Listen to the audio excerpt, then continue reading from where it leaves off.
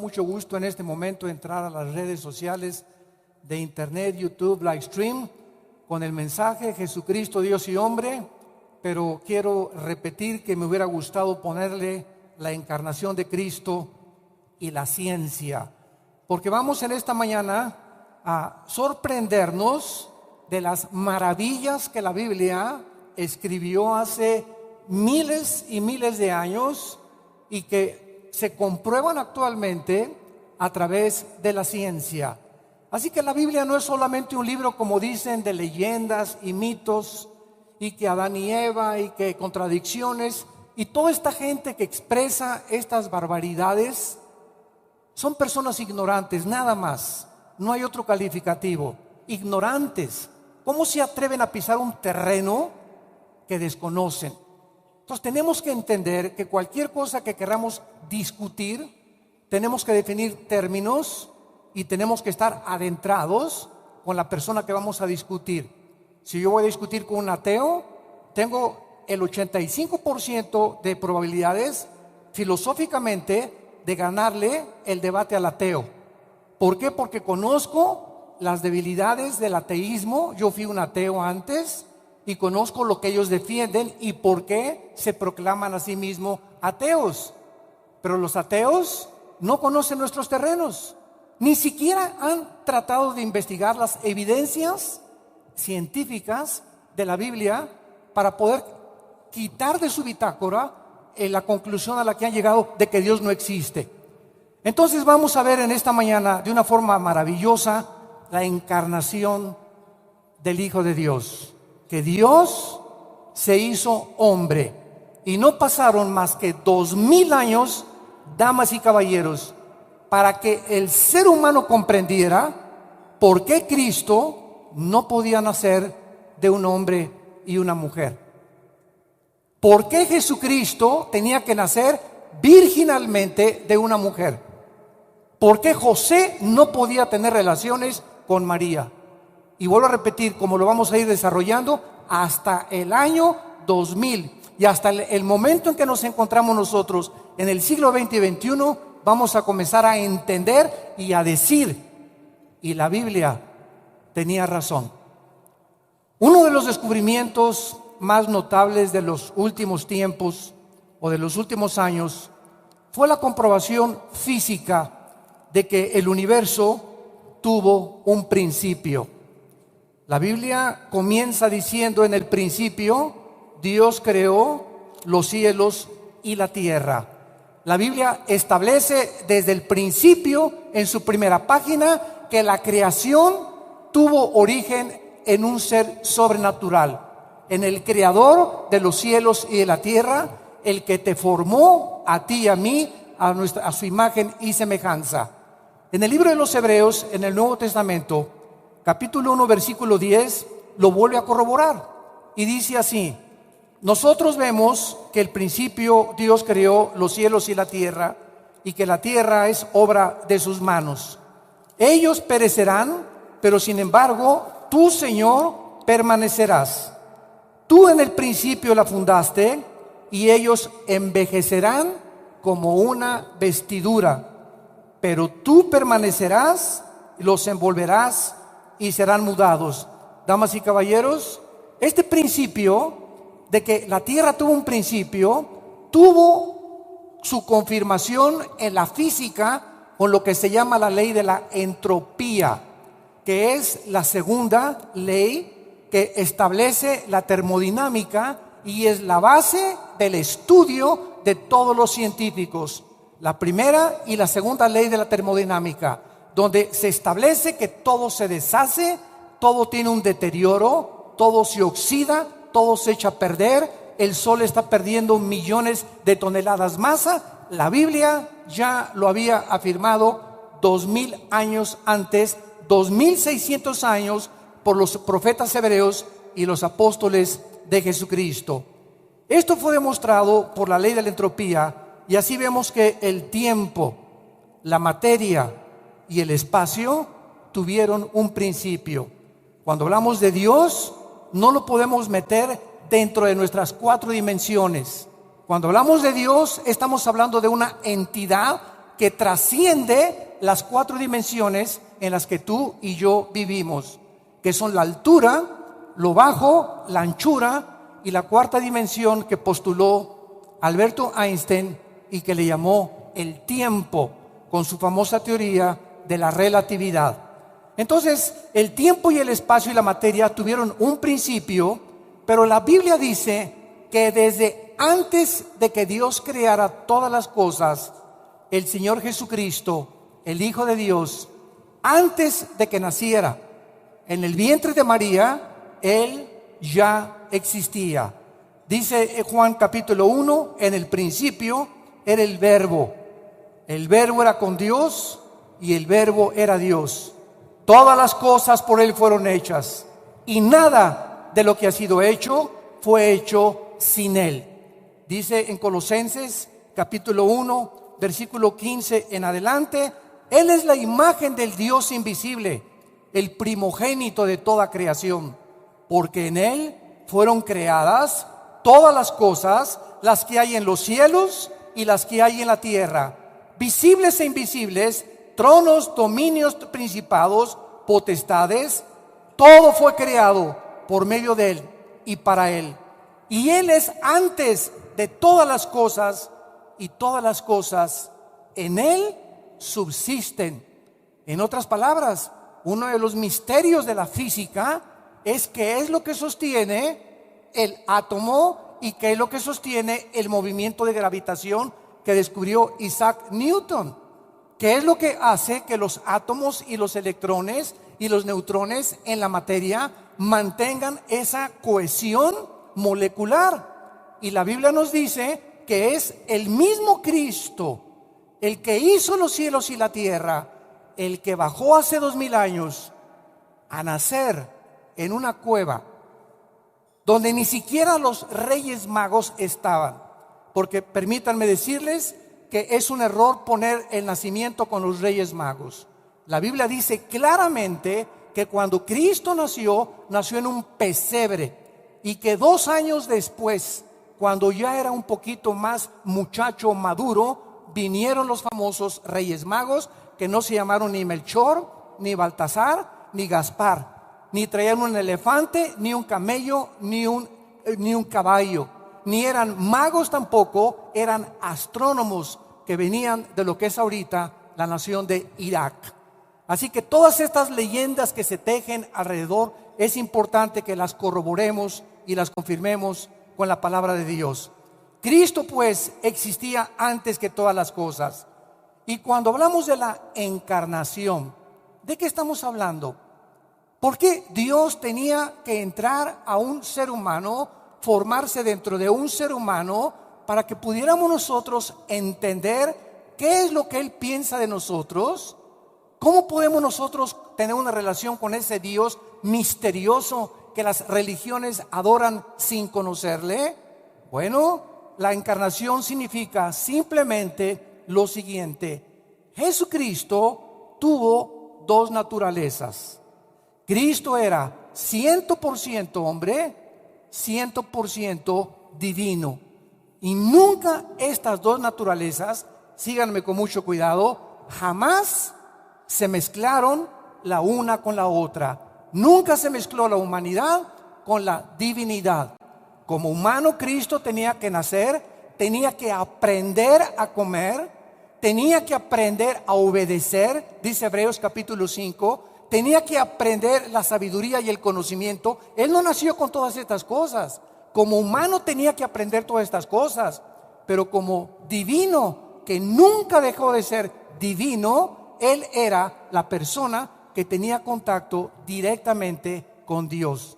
Por eso muchas veces Jesús dijo: el que me ha visto a mí, Juan capítulo 14, ha visto al Padre que me envió. Entonces, este misterio de la encarnación no pudo ser comprendido, damas y caballeros, hasta muchos siglos después. ¿Por qué Cristo tenía que nacer de una virgen? Algo incomprensible, pues si es virgen, ¿cómo puede nacer? ¿Quién puede embarazar a una virgen de esta manera? Etcétera, etcétera. Pero hasta 1860, cuando un monje austriaco llamado Gregorio Mendel comienza a hacer experimentos con chícharos y comienzan a establecerse por primera vez en la historia las famosas leyes de la herencia, comenzó el ser humano a conocerse a sí mismo de qué estaba constituido nuestros elementos, nuestras células, nuestro cuerpo. Pero a lo que se concluyó simplemente fue que hay una transmisión de padres a hijos, a nietos, y que viene desde siglos y siglos atrás genéticamente. Y como no hay ningún libro en la historia que nos diga de qué estamos formados, más que la Biblia, ni el Ramayana, ni los Vedas, ni el Mahajanivana Sutta, ni el Tripitaka de Buda, ni el Corán de los musulmanes, no existe ningún libro sagrado que nos diga qué es el ser humano, cuáles son los elementos que forman nuestra naturaleza humana. Y la Biblia nos dice que somos espíritu. Tenemos un alma y vivimos dentro de un cuerpo. Repito, somos espíritu. Soy un espíritu principal y básicamente, porque Dios, dice Juan 4:24, es espíritu y nos creó a su imagen y semejanza. Tenemos un alma que es la mente, el intelecto, la voluntad, los sentimientos y las emociones. Y vivimos dentro de una botella, dentro de un cuerpo corruptible que cada día se desgasta, cada día morimos celularmente y comenzamos a envejecer hasta llegar otra vez del polvo de donde Dios nos formó corporalmente. Y qué interesante que la ciencia nos dice actualmente que los 19 elementos químicos que forman la tierra, magnesio, flúor, azufre, potasio, magnesio, hierro, son los 19 elementos químicos que forman el cuerpo. Y los 4 gases que forman la tierra, hidrógeno, carbono, oxígeno, son los 4 gases que forman el cuerpo humano. Y la Biblia tenía razón. Entonces, una vez que comenzamos a entender esto, ¿quiénes somos? Que somos seres espirituales, que no descendemos de chita, ni que tampoco provenimos de los animales. Una teoría absurda que es una de las manifestaciones más aberrantes del intelecto humano y que se sigue defendiendo la teoría de la evolución sin tener ninguna prueba científica. No ha habido en los últimos ciento de tantos años, desde Carlos Darwin, tu padrino, hasta nuestros días, una sola prueba de una mutación de una especie a otra especie. Y se sigue enseñando como una verdad, sin estar demostrado científicamente. ¿Por qué? Porque el ser humano tiene que investigar y tiene que hipotetizar y tiene que teorizar y filosofar al no saber de dónde viene. Entonces tenemos que inventar, y cuando se repite una mentira, como decía Goebbels, Joseph Goebbels, el ministro de propaganda de los nazis, cuando se repite una mentira 100 veces, se acaba aceptando como una verdad. ¿Y cuántas mentiras prevalecen aún dentro de lo que se conoce como la falsamente llamada ciencia? Porque es la ciencia comprobada científica y la falsamente llamada ciencia, que es de carácter meramente especulativo. Entonces nosotros vemos que Gregorio Mendel descubre que algo se transmite a través de nosotros genéticamente. Pero, damas y caballeros, tuvo que pasar un siglo, casi un siglo, para que el doctor James Watson y el doctor Francis Crick, norteamericanos, se les diera en 1954 el premio Nobel de Medicina, porque descubrieron la estructura molecular del ADN.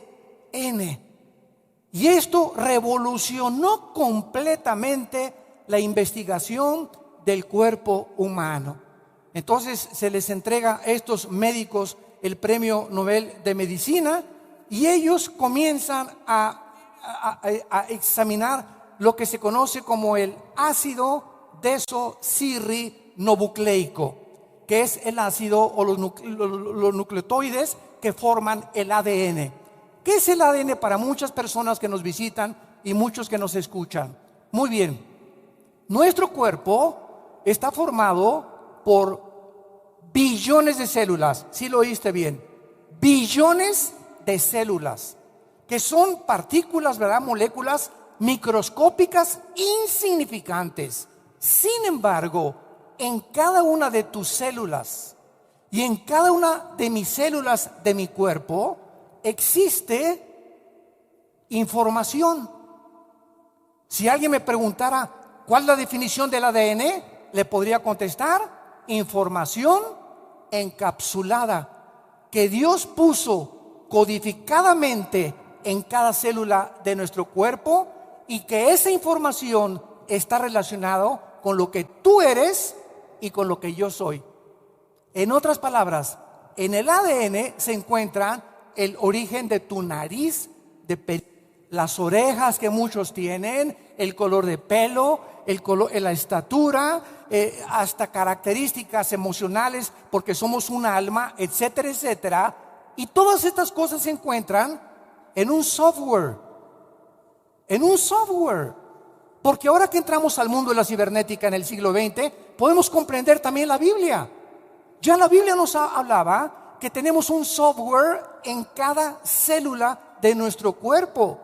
Y si hay información, la materia, señores ateos, no puede producir información.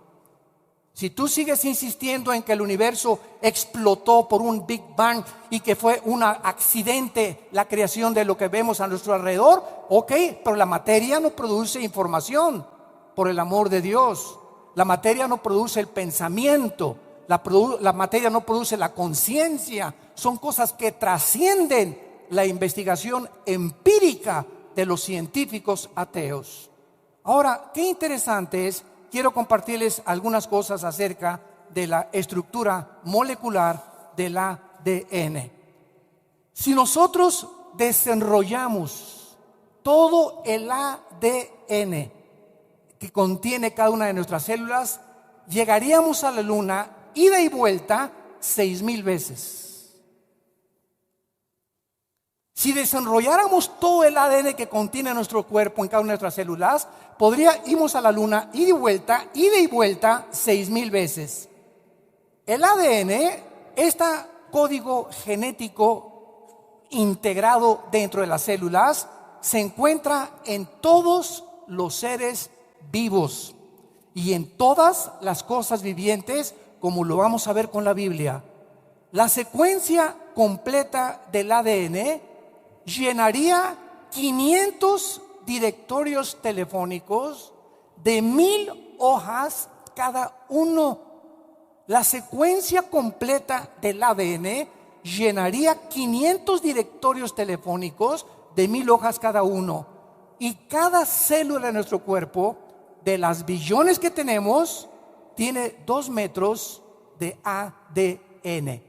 Así que ya puedes multiplicar, ¿verdad? Si 10 billones o 15 billones por 2, y esta es la razón por la cual iríamos 6 veces ida y vuelta, 6,000 veces ida y vuelta a la luna. Muy bien, vamos al libro del Génesis, que fue escrito hace 4,500 años, y vamos a descubrir en este maravilloso libro que Dios, desde el principio de la creación, desde que el mundo fue creado, damas y caballeros, Dios establece las leyes inexorables de la genética. Y dice así, versículo 11 y versículo 12: después dijo Dios: produzca la tierra hierba verde, hierba que dé semilla, hierba que dé semilla, árbol que dé fruto según su género, que su semilla esté en él sobre la tierra. Y fue así. Produjo pues la tierra hierba verde, hierba que da semilla según su naturaleza, árbol que da fruto cuya semilla esté en él según su género.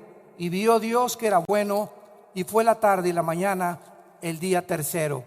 Versículo 24 y 25 del mismo capítulo 1.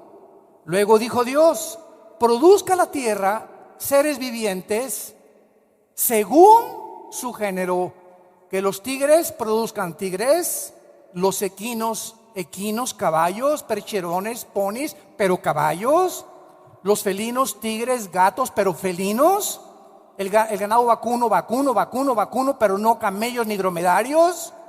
Cada cosa que fue creada por Dios, Dios puso en cada ser viviente, en cada camello, en cada elefante, en cada perro, en cada dinosaurio, en cada caballo, puso un código genético implantado dentro de sus organismos vivos, para que cuando el caballo se cruzara con la yegua, y cuando el toro se cruzara con la vaca, y cuando el león se cruzara con la leona, no creciera un chango ni una jirafa, sino tenía que ser de acuerdo a la información genética que se encontraría en sus espermas.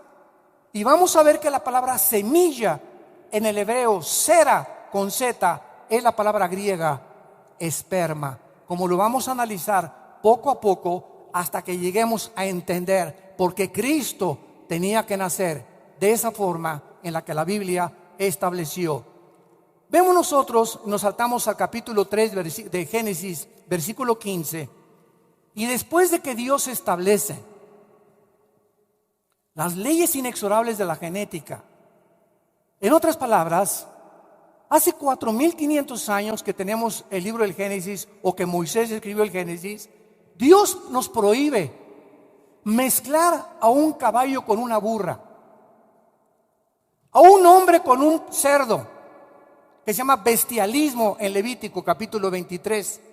Ya había tendencias del ser humano de tener relaciones sexuales con los animales, o hombre con hombre o mujer con mujer. Todas estas cosas violan las leyes inexorables de la genética, de la naturaleza y de la moral divina. Y el hombre, al atreverse en abusar de estas leyes y retar a la naturaleza, el hombre recibe en sí mismo lo que él ha sembrado. Y esta es la razón por la cual vivimos un mundo en el siglo XXI en el cual se encuentra, donde ya a lo malo le dicen bueno, a lo bueno le dicen malo. Ya no existe ninguna verdad absoluta. Todo es relativo. Nada es verdad. Lo que tú piensas es tu verdad, lo que yo pienso es mi verdad, y cada quien que viva como le dé la gana. Nos olvidamos de la Biblia y de este manual que Dios nos ha dejado para guiar nuestras vidas, matrimonios, hijos y gobiernos también. En Génesis 3:15 encontramos la primera promesa de Dios del nacimiento del Mesías, HaMashiach Yeshua, que en hebreo es el Mesías o el Salvador Jesús. Y dice así: pondré enemistad entre ti y la mujer, entre tu simiente y la simiente suya. Esta te herirá en la cabeza y tú le herirás en el calcañar. Dios, cuando escribió el Génesis, Moisés dijo esta profecía: mujeres, va a haber poderes espirituales que van a tratar de oprimirlas, que van a tratar de aplastarlas, que van a tratar de convertirlas en objetos sexuales nada más, en carne de cañón. Es un mundo espiritual invisible en el cual alguien les quiere robar la identidad a las mujeres, porque desde que se estableció que una mujer iba a ser la que traería al Mesías Jesús al mundo, Satanás desarrolló su guerra contra las mujeres. Y Satanás no puede bajar en persona y jalarte los pies en la noche, mujer que me escuchas, ni hacerte bu a las 12 de la noche. Satanás tiene que usar a los hombres. Y los hombres que abusan de las mujeres y los hombres que no han entendido claramente por ignorancia de la Biblia, esta es la razón por la cual tenemos seminarios de matrimonios, para entenderles a los cabezones de los varones cuáles son nuestras responsabilidades delante de Dios, y cuando aprendemos qué es lo que Dios quiere que hagamos con nuestra esposa, cómo tratarla, y si no se convierte en la reina junto a ti a tu hogar no puede ser bendecido. Porque violamos las leyes y los mandamientos del eterno, del altísimo Dios. Él es el que establece las leyes morales, las leyes físicas y todo lo que existe. Las leyes del electromagnetismo, las leyes nucleares y los poderes de la gravedad. Todos los poderes y las leyes físicas y morales fueron establecidas por el Creador del universo. Y cuando nosotros nos regimos por estas leyes, tenemos bendición, tenemos paz, tenemos esperanza.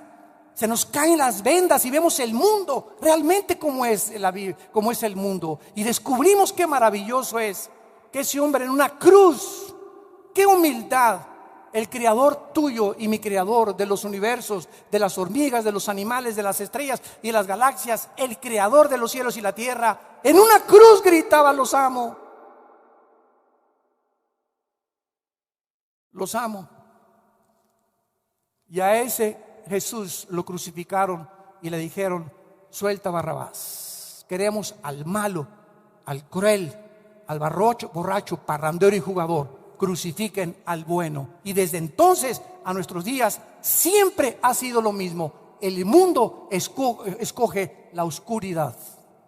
El mundo le tiene miedo a la luz. Muchos científicos ateos le tienen miedo a la verdad. ¿Por qué? Porque la verdad nos desnuda, nos muestra cómo somos y nos muestra la necesidad que tenemos de un Dios que murió por nosotros y dio su sangre en una cruz. Lo interesante de esta profecía en Génesis 3:15 es lo siguiente: que se mencionan dos simientes, la simiente de la mujer y la simiente de Satanás.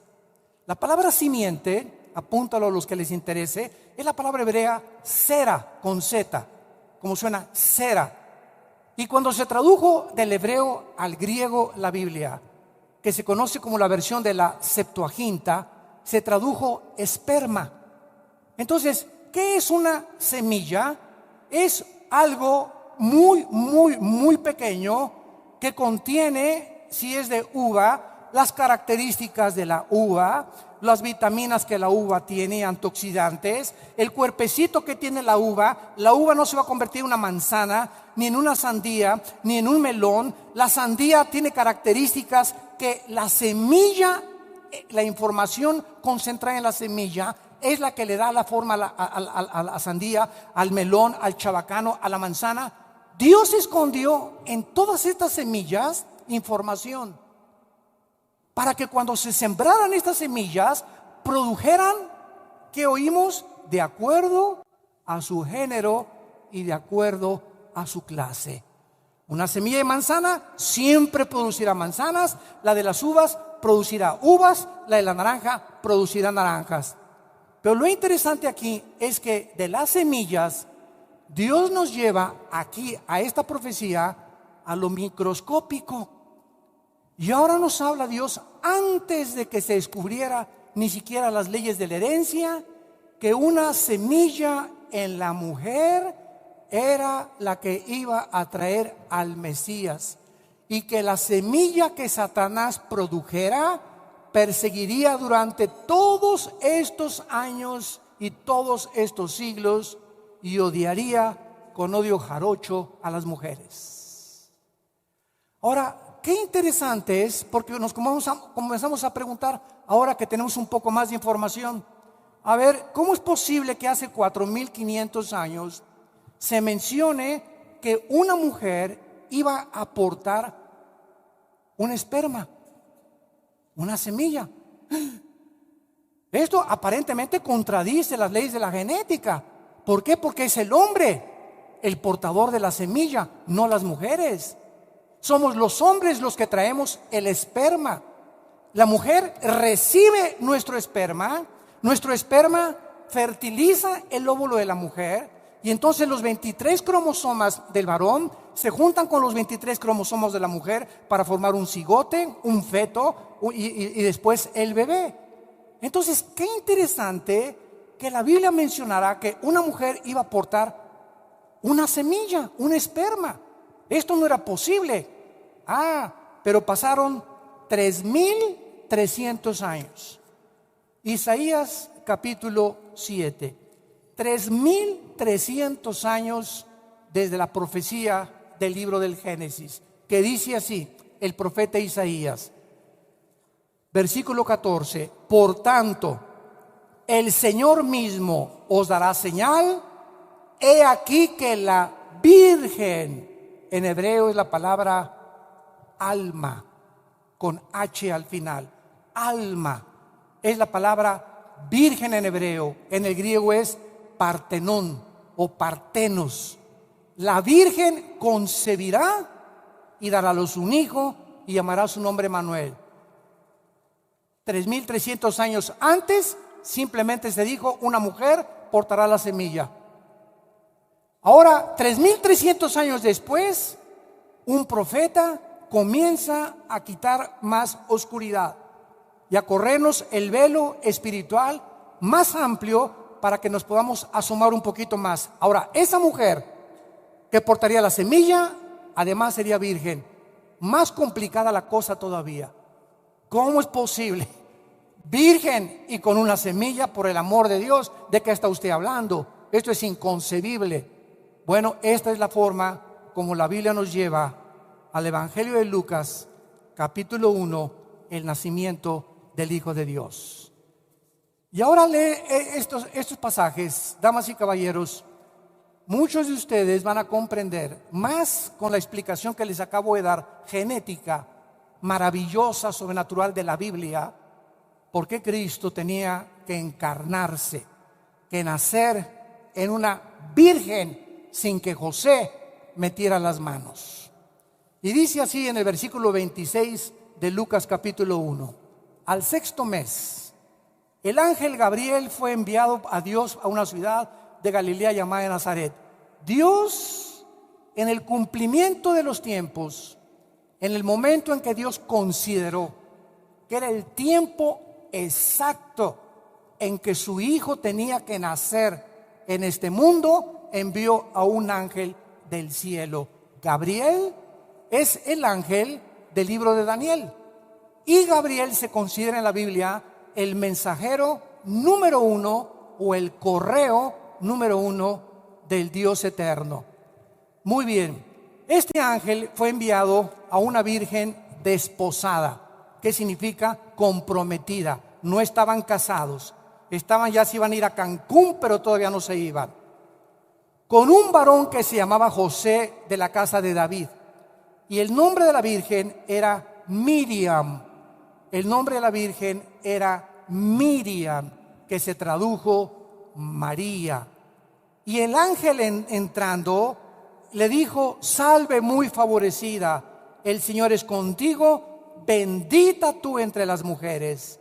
Mas ella, cuando le vio, se turbó por sus palabras y pensaba: ¿qué salutación sería esta? Entonces el ángel le dijo: María, no tengas miedo, no temas, porque has hallado gracia delante de Dios. Y ahora concebirás en tu vientre y darás a luz un hijo y llamarás su nombre Yeshua, que se tradujo Jesús y que significa Salvador. Este será grande y será llamado Hijo del Altísimo, no de José, Hijo del Altísimo. Y el Señor Dios le dará el trono de David su padre, y reinará sobre la casa de Jacob para siempre, y su reino no tendrá fin. Imagínense a la Virgen. Era una muchacha, de acuerdo a la palabra hebrea alma y la palabra partenos en el griego, entre los 14 y los 17 años de edad. Era una chamaca, la Virgen María. Se le aparece el ángel y le dice: te vas a embarazar. Imagínense ustedes, muchachas, que de repente, ¿verdad? Como dicen, ¿verdad? Oye, ¿qué van a decir ahí en Tlalnepantla de mí? Si no me he casado. Inmediatamente me van a decir, nos comimos la torta antes de tiempo. Porque es lo que regularmente la gente piensa, ¿verdad? Entonces María, cuando le anuncian esto, vamos despacio, estaba conmocionada. Porque ella sabía que si ella le decía al ángel, acepto la voluntad de Dios, iba a ser humillada, iba a ser perseguida, la gente se iba a burlar de ella.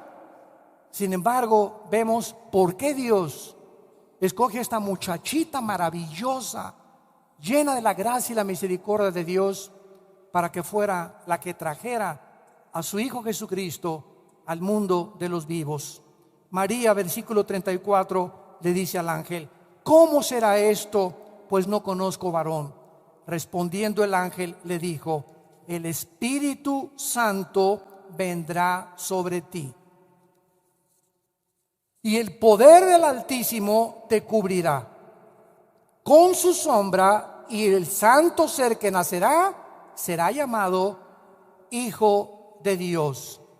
Vemos nosotros algo que es absolutamente interesante, porque cuando leemos la Biblia descubrimos lo siguiente: el pecado no fue introducido al mundo por una mujer. Si yo les preguntara a ustedes que conocen la Biblia, ¿quién pecó primero, Adán o Eva? Por favor, no me digan Adán. La primera que pecó fue ella, la mujer.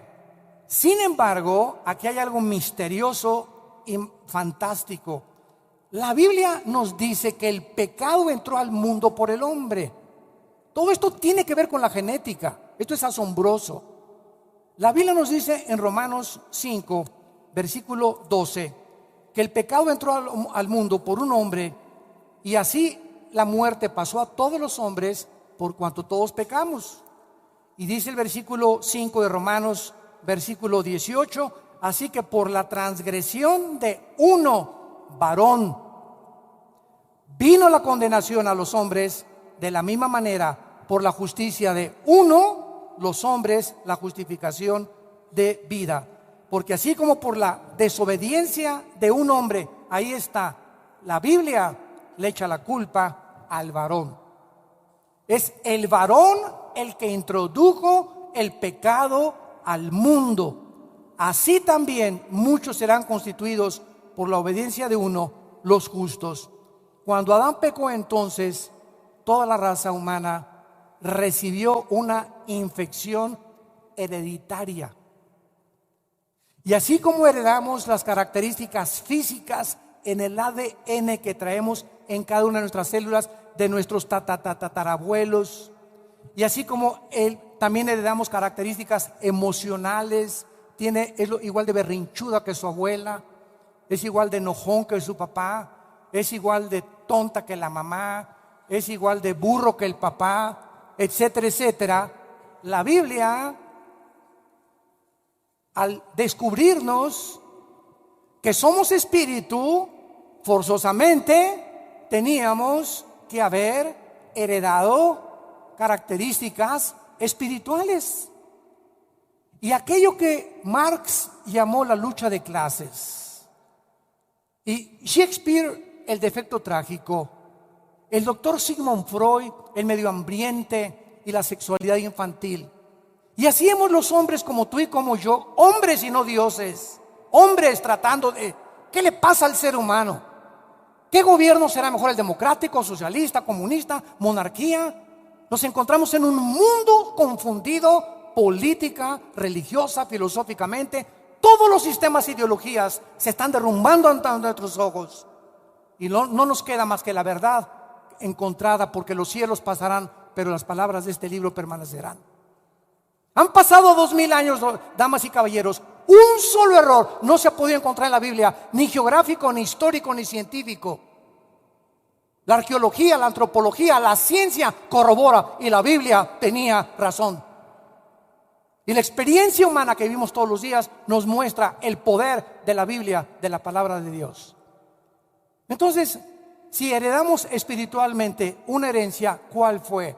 Que los hombres no han podido descubrir. La Biblia usa una palabra para decirnos cuál es la infección con la que tú y yo nacimos, que venimos acarreando genéticamente desde Adán, y se llama pecado.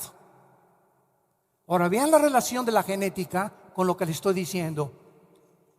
La mujer tiene cromosomas XX. Es el cromosoma Y el que determina el género masculino. Todos los hombres que me escuchan y yo, su servidor, cuando nacimos es porque el cromosoma Y, no el X, el Y de mi papá fertilizó el óvulo de mi mamá, que son con 2X, y entonces se juntaron las 2X de mi mamá con la Y de mi papá y nacimos varón. Biológicamente, el ADN determina el género masculino o femenino. Esto es muy interesante porque por esta es la razón, ¿verdad? Porque el pecado entró por un hombre, por lo tanto, si el pecado entró por un hombre, es porque el cromosoma Y venía infectado. Lo que determina el género masculino venía infectado. Y esta es la razón. Si el pecado entró por un hombre, el pecado tenía que ser pagado por un hombre también. Esta es la razón por la cual Dios no envió a su unigénita hija. Dios envió a su unigénito hijo para salvar la humanidad, a su hijo del pecado. Y lo interesante acerca del cromosoma Y es que solo puede provenir del padre. El cromosoma Y nunca vendrá de la mamá. Y lo podemos trazar, como dijimos, desde Adán, porque fue el primer hombre en recibir el cromosoma de Dios para determinar el género masculino. Para que la raza humana fuera salvada, tenía que haber un cromosoma Y, porque tenía que ser un hombre, no una mujer, la que moría en una cruz. Y ese hombre no podría traer el cromosoma Y infectado por la herencia del pecado. Tenía que ser un cromosoma Y no contaminado, y solo Dios lo podía implantar en el óvulo de María.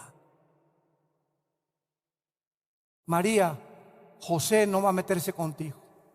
¿Por qué? Si lo quiero mucho, no importa lo que lo quieras.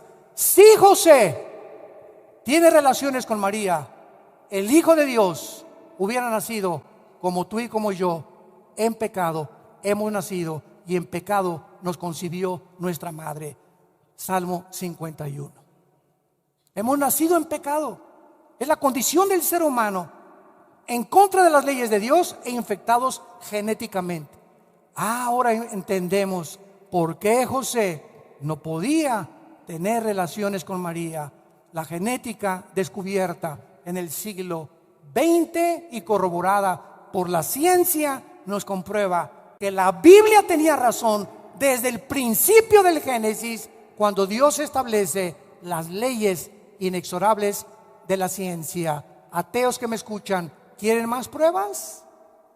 ¿O eres tan ciego que teniendo las evidencias y le dices no es cierto, no es blanco, es negro, no hay ningún problema? Tu problema no es falta de luz, es porque has decidido no creer en Dios jamás. No importa que se te aparezca alguien de entre los muertos.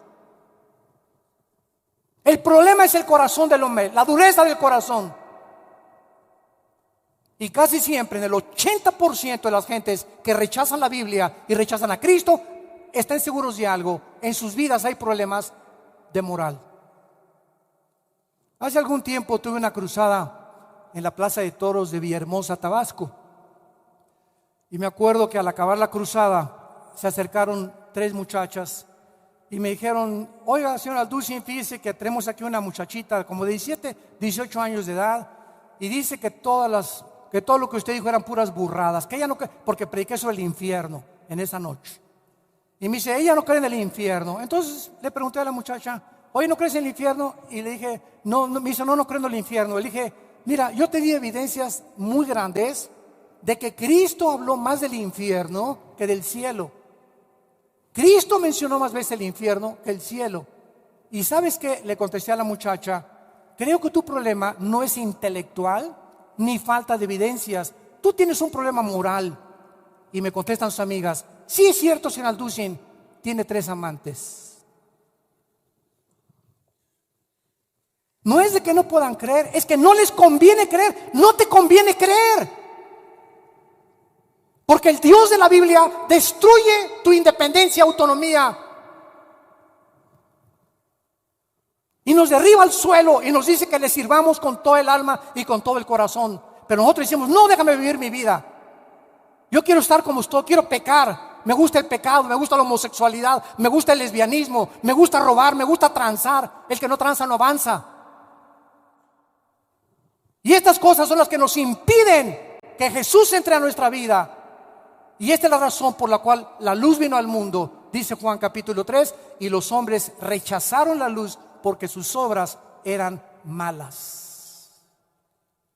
Los fariseos en Juan capítulo 11, escuchen esto, los fariseos, el día que Cristo hizo el milagro más grande de todo su ministerio, resucitar a Lázaro, que tenía 3 días hediendo ya, hedía, la sangre ya estaba descompuesta, ahí estaba Lázaro en su tumba, su espíritu ya había salido de él, la carne descomponiéndose, ya estaba morado, blanco, etcétera, etcétera. Y cuando oye la voz que le dice, Lázaro,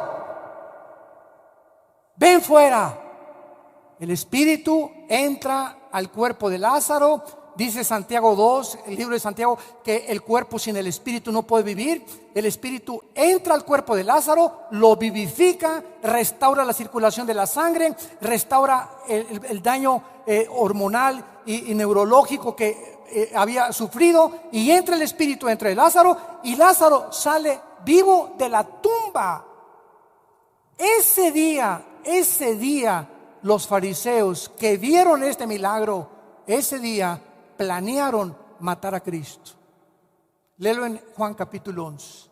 El mismo día del milagro más grande planean matar a Cristo. Es mentira que los milagros produzcan fe o que los milagros cambien la vida o alteren a una persona. ¿Por cuánto tiempo? Un milagro. Y sí, y vi esto, y se levantó de la silla de ruedas. Te dura 3 o 4 días. Lo que nos cambia es la semilla, el esperma incorruptible de la palabra de Dios. El poder se encuentra en la palabra de Dios. La fe es por el oír, no por ver. Escucha muy bien, es por el oír, no es por la vista. No caminamos por vista, caminamos por fe. Pero se acostumbra ahora la cristiandad a que vean milagros y milagros y que lo sobrenatural, y así está el mundo nada más. Queremos, ¿verdad? Algo que nos pueda agitar y nos pueda levantar y nos pueda levantar. Queremos algo que trascienda algo. Quiero sentir al Espíritu Santo. Me quiero comenzar a temblar así para sentir que el Espíritu Santo, o que alguien me tumbe al suelo. ¿Por qué buscamos eso? Simplemente porque no entendemos qué cosa es el poder de Dios, que se encuentra en la Biblia, en la palabra de Dios. Y finalmente, una vez que hemos podido trazar claramente la razón por la cual Cristo tenía que nacer de una mujer sin la intervención de un varón, la respuesta es la siguiente: ¿por qué? Bueno, tú y yo hemos pecado, y el que moría en la cruz no podía ser un ángel. El que moría en la cruz no podía ser San Clodomiro, no podía ser Abraham, no podía ser un papa, no podía ser un cardenal, no podía ser una mujer, no podía ser nadie. Si vas al libro de Apocalipsis, capítulo 5, Juan se encuentra en el cielo viendo todo lo que va a pasar en la humanidad, y encuentra a Juan que no hay nadie en los cielos, en la tierra y debajo de la tierra, porque en el centro de la tierra, escuchen esto, en el centro de la tierra hay 3 prisiones de Dios. En una están todos los espíritus, tal vez de tus tatarabuelos o abuelos que murieron sin Cristo. Ahí están en el centro de la tierra, que se llama el infierno. En otro están el abismo, que se encuentran los demonios. Tal vez los espíritus de los gigantes que poblaron durante 1500 años la tierra se encuentran ahí, y los espíritus que aún sin cuerpo son los demonios actuales. Y en tercer lugar, los ángeles caídos que pervirtieron la genética en Génesis capítulo 6 y produjeron gigantes de 4 o 5 metros de altura, con 12 dedos en las manos y 12 dedos en los pies. 3 prisiones: el infierno, el abismo y el Tartarus, o las prisiones eternas de oscuridad.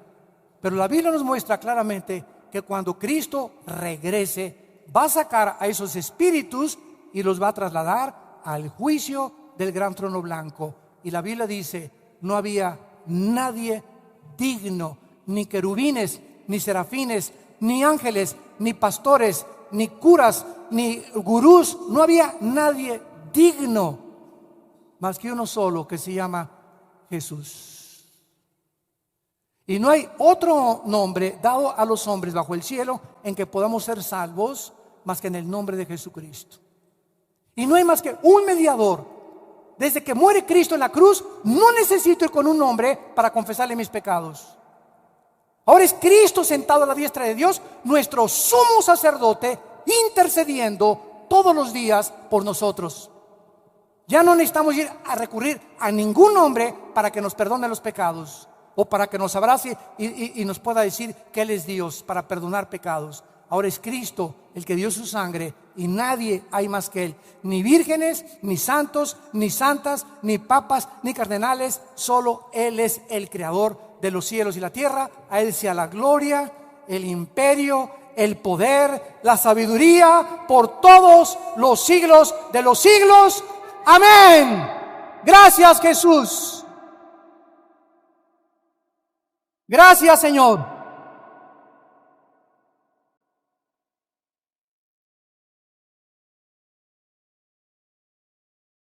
Ese hombre que muere en la cruz, a los 3 días se levanta de los muertos.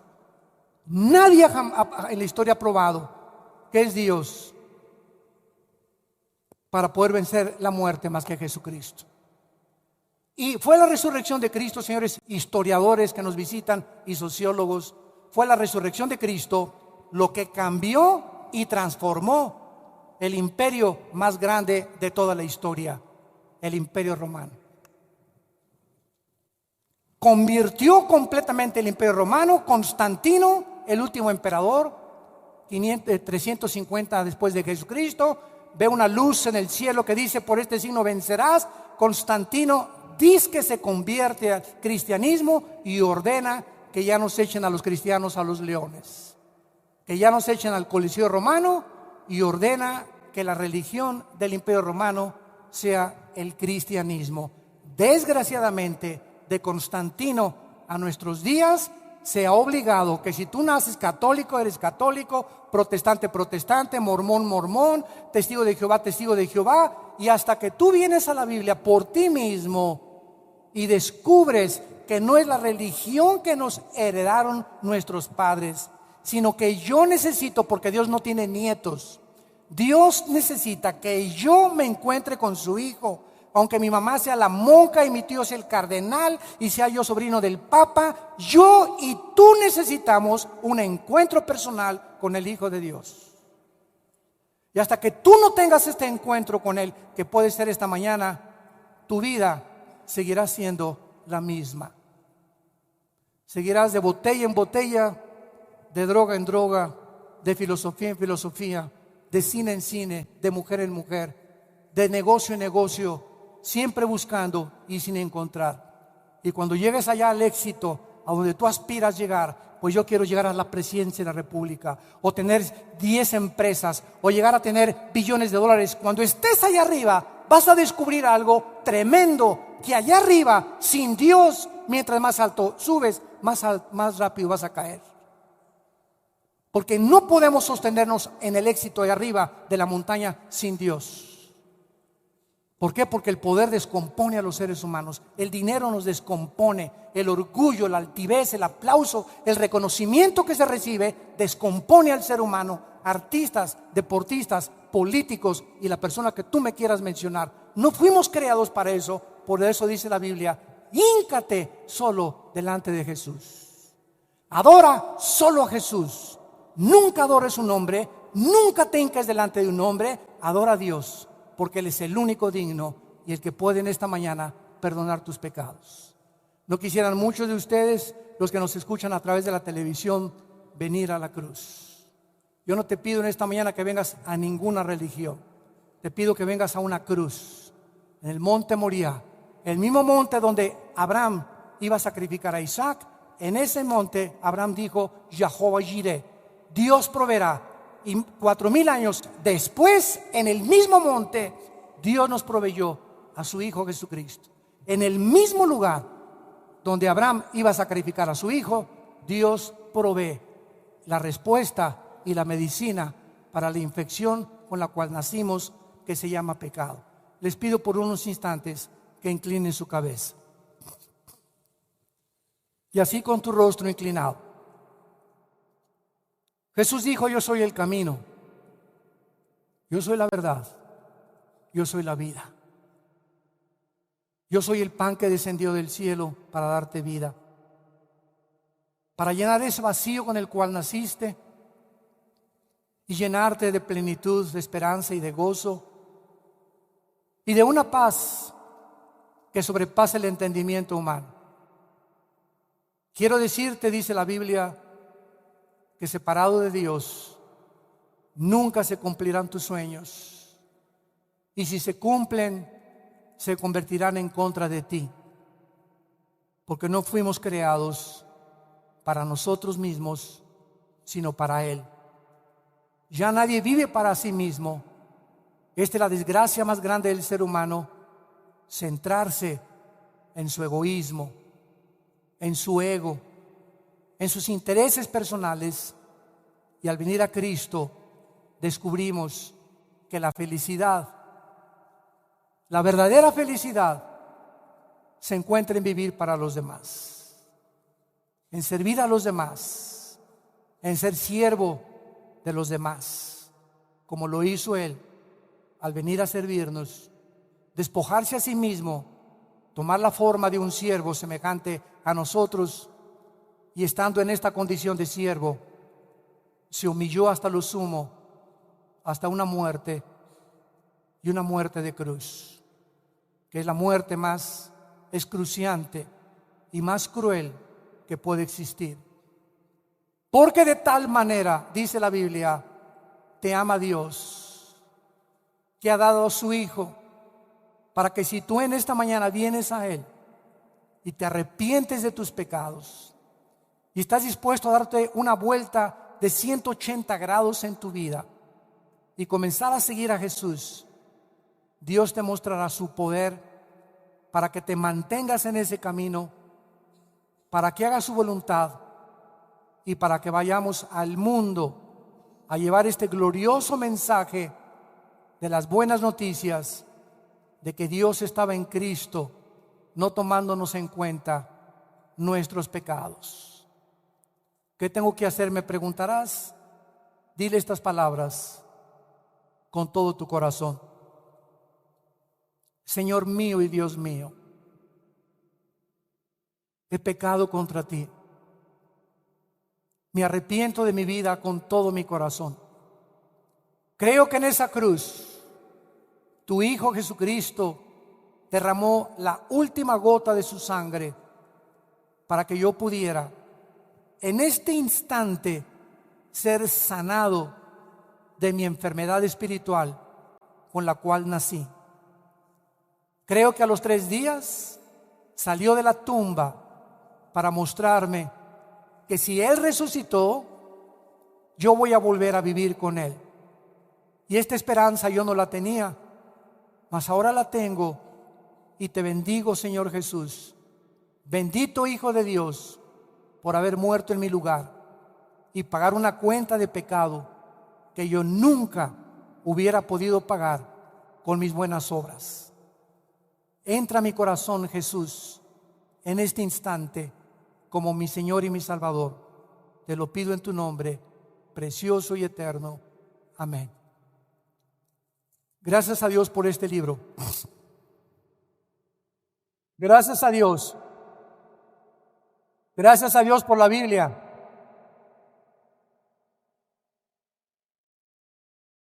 Le damos gracias a Dios a todos ustedes que en todos estos años nos han ayudado con sus oraciones.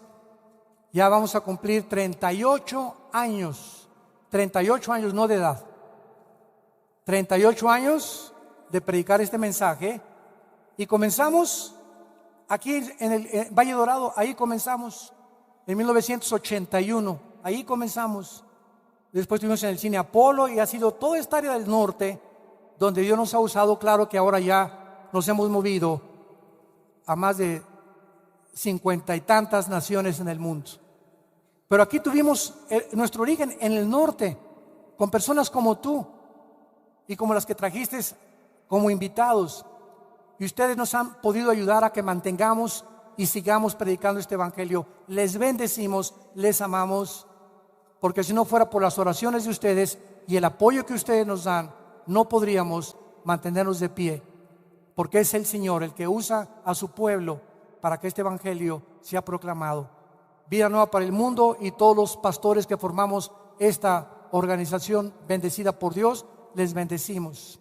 Bendecimos a tu familia, bendecimos a tus hijos, bendecimos tu matrimonio, bendecimos tu trabajo, tu entrada y tu salida, que seas lleno del conocimiento de Dios con toda sabiduría e inteligencia espiritual, y que sigas creciendo en la gracia y el conocimiento del Hijo de Dios, y que tengan mucha paz. Amén.